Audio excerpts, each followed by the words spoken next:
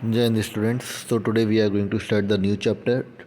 In this chapter we will cover the topics operators, statements, control structures and turtle library. Right? So let's discuss it without further delay.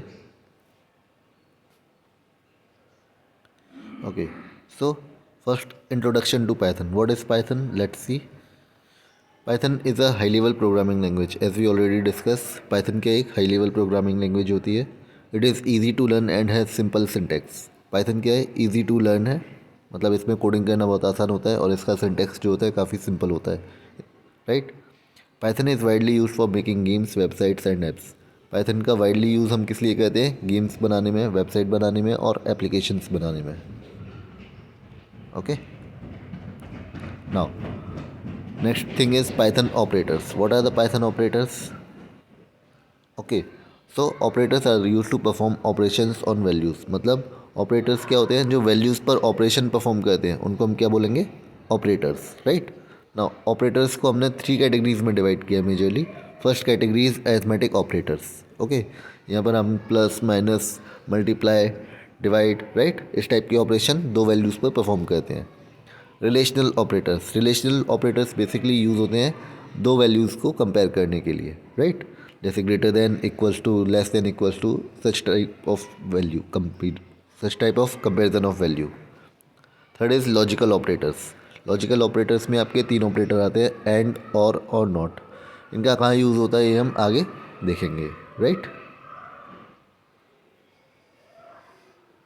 Okay. अब example of operators, जैसे ये लिखा है print 2+3, right. तो यहाँ पर ये हमें क्या देगा? आउटपुट 5 देगा. ये क्या हो गया? हमारा अरिथमेटिक ऑपरेटर का यूज़ हो गया, right. Now this is print 5 greater than 3. अब यहाँ पर क्या हो रहा है? दो वैल्यूज़ का कंपैरिजन हो रहा है. तो ये क्या हो गया हमारा? Print 5 greater than 3.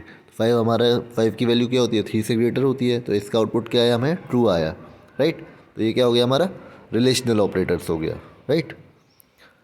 Third is print 5 greater than 3 and 4 greater than 2. 5 की वैल्यू 3 से ज़्यादा है और 4 की वैल्यू भी 2 से ज़्यादा है. तो इसका आउटपुट क्या मिला? हमें ट्रू मिला, right. Print not 5 greater than 3. Output क्या आया? फॉल्स.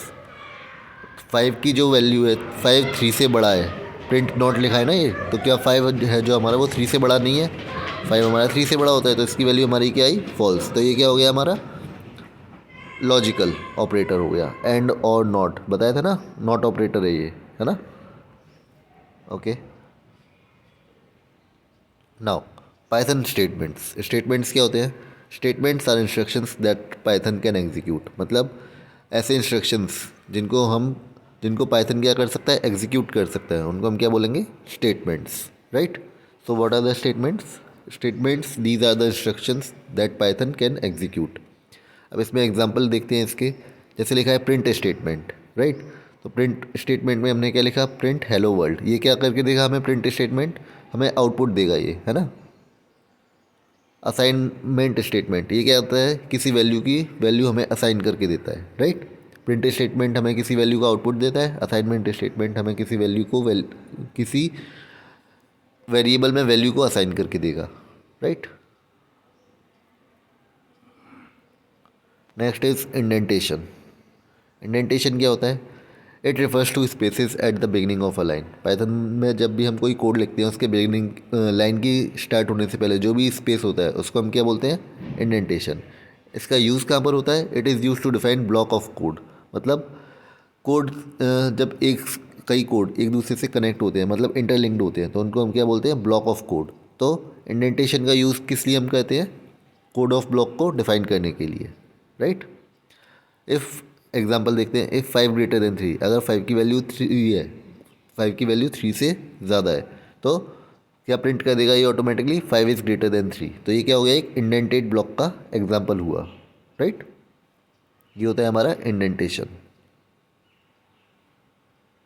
Next control structure. ये क्या होते हैं? Control structure control the flow of a program. मतलब हमारा जो प्रोग्राम है वो किस डायरेक्शन में जा रहा है, किस फ्लो में जा रहा है, इसको कौन कंट्रोल करता है? कंट्रोल स्ट्रक्चर कंट्रोल करता है, राइट. अब कंट्रोल स्ट्रक्चर के हमारे 3 टाइप्स होते हैं: sequential, conditional and looping. Sequential में क्या होता है? It execute statements one after another. Sequential control structure में क्या होगा? एक स्टेटमेंट के बाद दूसरा स्टेटमेंट एग्जीक्यूट होता जाएगा, राइट. एक के बाद एक दूसरा स्टेटमेंट एग्जीक्यूट होता जाता है, ये होता है हमारा सीक्वेंशियल स्टेटमेंट।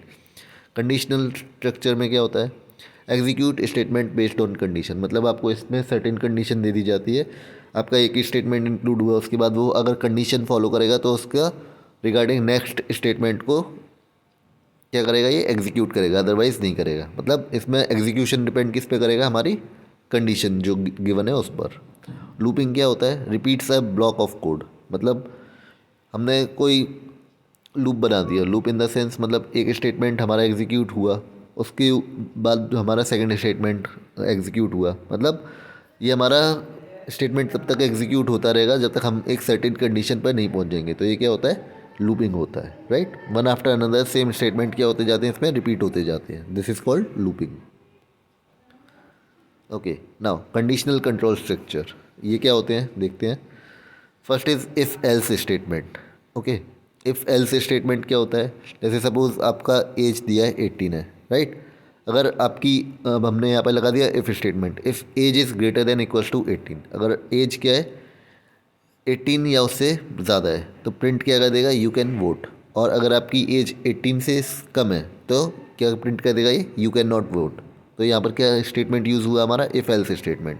अगर एज 18 या उससे ज़्यादा थी तो प्रिंट क्या किया इसने, यू कैन वोट, और अगर उससे कम थी तो you can not vote. Next, if elif else statement. Okay,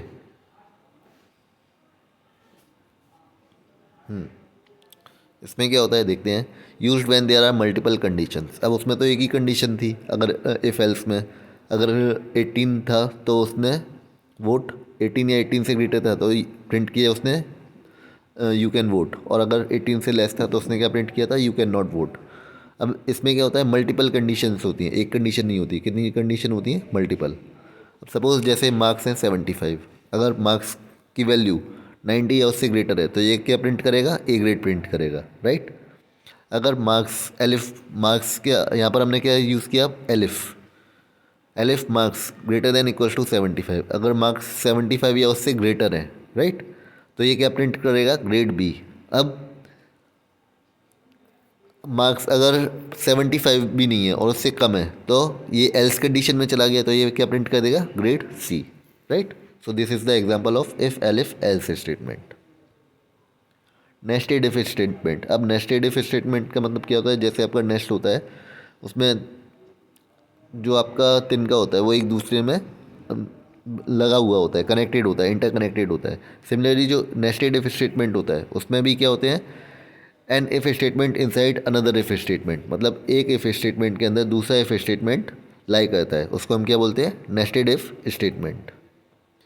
अगर आपकी वैल्यू है नंबर 10, ओके, नंबर की वैल्यू क्या दिया है यहाँ पर 10, और नंबर की वैल्यू क्या है, ग्रेटर देन 0, तो क्या लिखेंगे हम, number is positive, right. If number, अब ये जो परसेंट है, ये परसेंट किसका साइन होता है, हमारा रिमाइंडर का, राइट। अगर उसका रिमाइंडर क्या आ रहा है, हमारा 0 आ रहा है, तो अभी नंबर हमारा क्या हो गया, इवन हो गया, राइट। तो हमने यहाँ पर दो कंडीशन लगाई इफ़ में। तो पहली कंडीशन क्या थी, नंबर इज़ पॉजिटिव, और नंबर का रिमाइंडर अगर क्या आ रहा है, 0 आ रहा है, तो नंबर क्या आ रहा है, इवन हो रहा है, right. So this is the example of nested if statement. अब पाइथन टर्टल देखते हैं, ये क्या होता है। तो Python turtle it is a library use to create drawings, मतलब ये पाइथन की एक लाइब्रेरी होती है जिसका यूज़ हम किस लिए करते हैं, ड्राइंग क्रिएट करने में। The turtle moves around the screen to draw shapes, मतलब टर्टल क्या काम करता है, स्क्रीन के अराउंड मूव करता है, जिससे हम क्या करते हैं, पाइथन में शेप्स को ड्रॉ कर सकते हैं।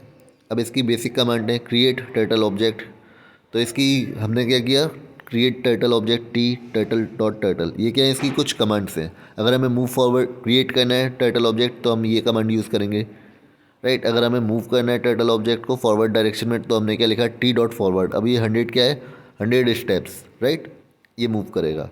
Turn left right, T dot left 90, T dot right 90, तो टर्न ये लेफ्ट करेगा 90 और ये टर्न राइट करेगा 90, राइट। तो ये क्या क्या है, हमारी बेसिक कमांड्स है पाइथन टर्टल की ऑब्जेक्ट मूव कराने के लिए। अब टर्टल के कुछ एग्जांपल हैं, जैसे सपोज़ हमें क्या करना है, स्क्वायर ड्रॉ करना है, राइट। तो हमने पहले क्या किया, टर्टल को इंपोर्ट करवाया, बेसिक कमांड डाली टी डॉट टर्टल ये क्या है, टर्टल क्रिएट करने की कमांड है। फॉर आई इन रेंज 4, ठीक है, हमने ये रेंज ली इसकी, हमने फॉरवर्ड 100 मूव करवाया और राइट डायरेक्शन में 90 मूव करवाया, तो ये क्या क्रिएट कर देगा, इस कमांड से ही हमारा टर्टल में एक स्क्वायर ड्रॉ हो जाएगा, राइट। समरी नाउ, अब क्या होता है इसमें, Python is easy to learn and use simple syntax. Python है जो, ये क्या है, हमारी इजी टू लर्न लैंग्वेज है और इसमें सिंटेक्स जो होता है वो क्या होता है, सिंपल होता है। सिंटेक्स मतलब structure of the code program. Operators, ये क्या कहते हैं, ऑपरेशन परफॉर्म करते हैं, just like addition, multiplication, comparison और लॉजिकल जो भी ऑपरेशन होते हैं, एंड और नॉट, ये परफॉर्म करते हैं। इंडेंटेशन क्या होता है, कोड ब्लॉक को डिफाइन करने के लिए यूज़ होता है। कंट्रोल स्ट्रक्चर में हमने पढ़ा क्या, if else, nested if, loops, ये सारे हमारे कंट्रोल स्ट्रक्चर्स होते हैं। Python turtle, it is a fun library to create shapes and drawing. Python turtle क्या होती है, एक फन लाइब्रेरी होती है जिसमें हम शेप्स को और ड्राइंग को क्रिएट कर सकते हैं। Okay, so that's it for now. I hope you have enjoyed the session. Jai Hind everyone.